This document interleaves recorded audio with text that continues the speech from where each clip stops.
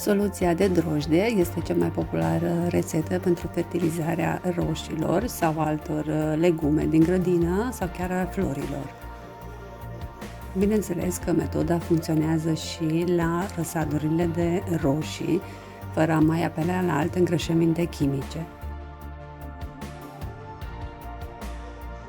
Drojdea acționează atât asupra plantei cât și asupra solului, la care calitatea este îmbunătățită.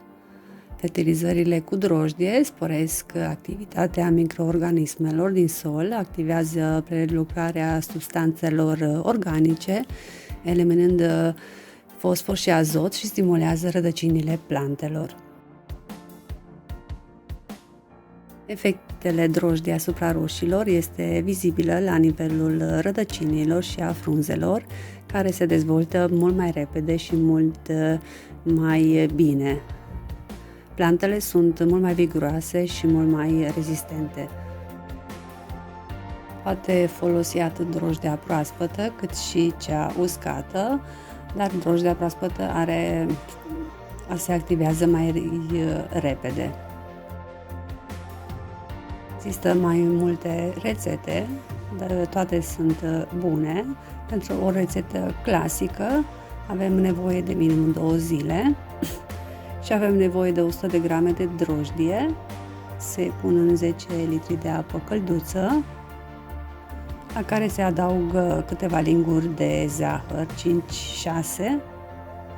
Se lasă preparatul în casă 2-3 zile la temperatura camerei ca să poată fermenta, iar apoi soluția se diluează.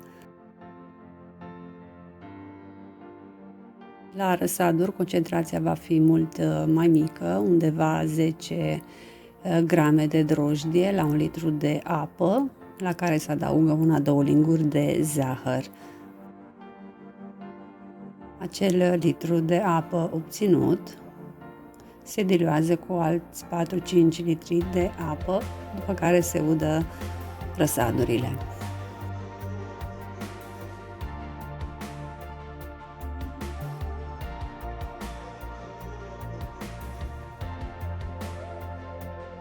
Soluția de drojdie trebuie folosită cu precauție, totuși se folosește rar, administrată cam de 2-3 ori în perioada cât planta este sub formă de răsad, deoarece în concentrație prea mare face rău plantei.